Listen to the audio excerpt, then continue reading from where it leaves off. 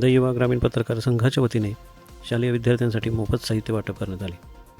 The युवा ग्रामीण पत्रकार संघ महाराष्ट्र राज्य सातारा जिल्हा पाटण तालुका यांच्या वतीने माझगाव तालुका पाटण जिल्हा परिषद शाळेच्या विद्यार्थ्यांना मोफत साहित्य वाटप करण्यात आले। द युवा ग्रामीण पत्रकार संघ पाटण तालुका अध्यक्ष विक्रम महिपाल यांच्या संकल्पनेतून तसेच जिल्हा अध्यक्ष पांडुरंग लोहार यांच्या मार्गदर्शनाखाली माझगाव तालुका पाटण येथे कार्यक्रम आयोजित करण्यात आला होता।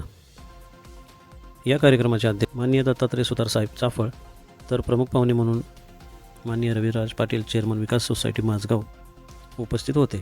एक हात मदतीचा या उपक्रमाअंतर्गत द युवा ग्रामीण पत्रकार संघाच्या वतीने शालेय विद्यार्थी यांना साहित्य वाटप करण्यात आले। द युवा ग्रामीण पत्रकार संघ महाराष्ट्र संस्थापक अध्यक्ष श्रीयुत अन्सार सर यांच्या मार्गदर्शनाखाली पाटण तालुक्यातील सुमारे 700 विद्यार्थ्यांना शैक्षणिक साहित्य वाटप करण्यात आले। माननीय रविराज पाटील अध्यक्ष पाटण तालुका उत्तर मंडल यांच्या सौजन्याने व दत्तात्रय सुतार अध्यक्ष यांच्या सहकार्याने हा मोठा कार्यक्रम साजरा करण्यात आला।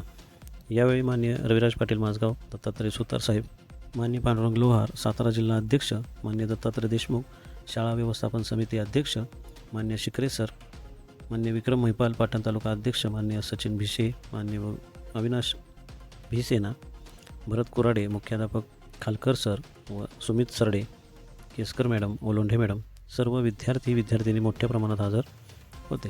पाटण तालुक्यातील अध्यक्ष यांच्या पुढाकाराने घेण्यात आलेल्या या उपक्रमाला सर्व स्तरावर अभिनंदन व कौतुक होत आहे। कारण असं की राजकारण आणि समाजकारण या दोन वेगवेगळ्या बाजू आहेत। राजकारण करत असताना आम्ही राजकारणाचा उपयोग समाजकारणामध्ये करत असतो, मात्र समाजकारण करत असताना आम्ही राजकीय कुठं त्याचा उपयोग करत नाही की त्याच्यातून आम्हाला फायदा व्हावा। फक्त एकच गोष्ट सर मला या निमित्तानं सांगायची वाटते की मी गेली जवळपास 10 वर्ष झालं हा उपक्रम राबवतोय। कुठेही माझी जाहिरात करत नाही किंवा मी त्या संबंधित गोष्टीचा कुठं उल्लेख करत नाही, कारण मी यावर्षी मला वाटते मी आज पहिल्याच या कार्यक्रमाला उपस्थित आहे। चाफळ भागामधल्या बऱ्याच शाळांमध्ये आपण आतापर्यंत शैक्षणिक साहित्य वाटपाचे कार्यक्रम घेतले आणि आज आपला हा माझगावमध्ये कार्यक्रम होतो। मला विक्रमनं आणि लोहार सरांनी विनंती केली की तुम्ही तुमच्या गावात तरी कार्यक्रमाला या। ठीक आहे, काही कामामुळे मला येता आलं नसेल, पण मात्र मी आज या क्षणी तुम्हाला पुन्हा एकदा आश्वस्त करतो की ज्या वेळेला शाळेला माझी गरज असेल, राजकारण हे बाजूला राहील, राजकारणाचा हा विषय माझ्या परीनं तरी येत नाही, कोणी करत असेल तर त्याशी मला घेणं देणं नाही। मात्र मला आज एक वाटतं की आज हा कार्यक्रम घेऊन चांगलं काय केलं की हे स्पर्धेचं युग आहे, स्पर्धा कोणीतरी करावी। आज रविदादांनी किंवा या सगळ्या मंडळींनी आज काहीतरी शैक्षणिक साहित्य वाटप केलंय, तर अजून कोणीतरी पुढे यावं, आणखीन साहित्याचं वाटप व्हावं, जेणेकरून मुलांना शिक्षणासाठी त्यांची चांगली उमेद निर्माण व्हावी किंवा शिक्षणासाठी मदत व्हावी।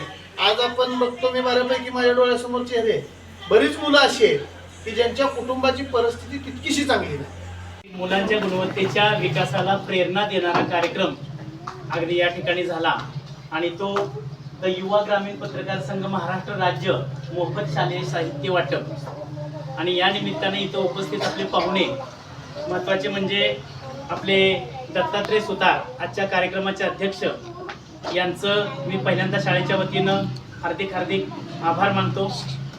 त्यानंतर आपल्या माझगावचे विकास सोसायटीचे चेअरमन अध्यक्ष रविराज दादा पाटील, रविराज पाटील यांचंही आपल्या शाळेच्या वतीने मी हार्दिक आभार मानतो।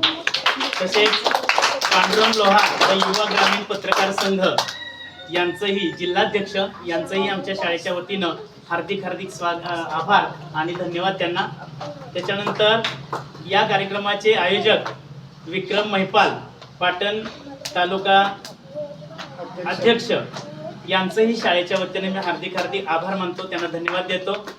त्यानंतर सचिन भिसे कार्याध्यक्ष पाटण तालुका, त्यानंतर अविनाश भिसे ढेबेवाडी प्रमुख विभाग, त्यानंतर दत्तात्रय देशमुख SMC शाळा व्यवस्थापन समिती माझगाव यांचंही या ठिकाणी हार्दिक शाळेच्या वतीनं आभार मानतो। त्यानंतर आपले शाळा व्यवस्थापन समितीचे आणि वेळोवेळी मार्गदर्शन करणारे शिकरे गुरुजी, शाळा व्यवस्थापन समितीचे सदस्य यांचेही हार्दिक आभार। तसेच गणेश हिमणे यांचंही ग्रामस्थ या ठिकाणी वेळोवेळी त्यांचंही सहकार्य आपल्याला लाभतं, त्यामुळे त्यांचेही हार्दिक आभार शाळेच्या वतीनं व्यक्त करतो।